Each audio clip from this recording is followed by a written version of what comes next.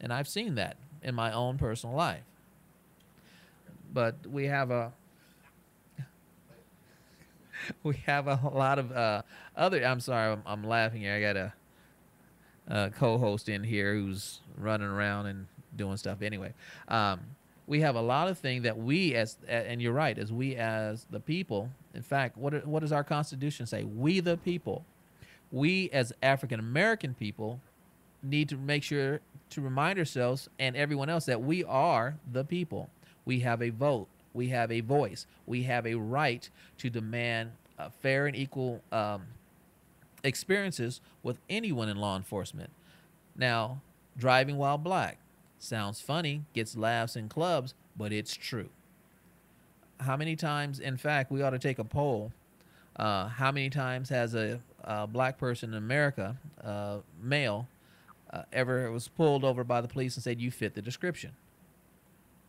That happens a lot.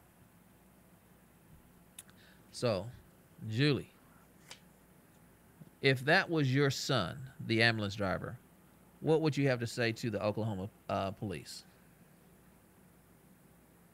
You know, we're cutting in and out pretty bad. I don't know if it's the connection on your end or my end. I believe I understood part of the question. If that was my son, what would Yes. I do Yeah, what would you say to the Oklahoma Highway Patrol? during the stop? Well, no, no, just after the fact. You see all of this is going on. You were in the ambulance being transported. What would you say? Okay, okay. I believe I barely understood you. As a future mother, because I don't have children yet, but I can't imagine seeing your child go through something like this, not heart rate and not feel anger, not feel disrespected, because that is a part of you. So, as I'm just going to speak from a mother's perspective, hypothetically speaking, I would be outraged, and I would definitely ask police officers involved. The first thing, are you a parent? Can you imagine someone doing this to your child? When we're in situations, you always want to ask that person or imagine yourself being on the opposite ends of the spectrum. If that were your child, how would you feel about someone disrespecting and treating your child in that situation? And I believe that sometimes if we were to do that, our reaction would be totally different. And I totally agree.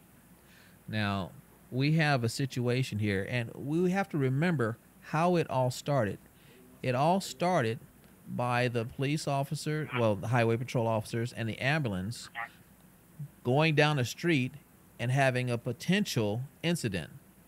I still don't have all the details yet, and for some reason, it's very hard to find this details of what happened. But it was a an issue when they were traveling down the street, and the police were cut off, and they pulled over the ambulance. Now, there has to be a right person and a wrong person, and if the ambulance has his light and sirens on and was going to the hospital, and we don't know that he did or didn't, that would mean that the police should yield right away. If the police had their lights and sirens on and the ambulance didn't, that means the ambulance should yield right away. But it's details like this that it seems like we the people aren't getting.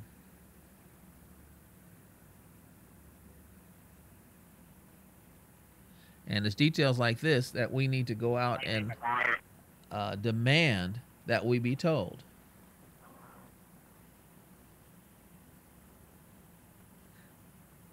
But Julie, it seems like it's going to be a little difficult for you to hear me.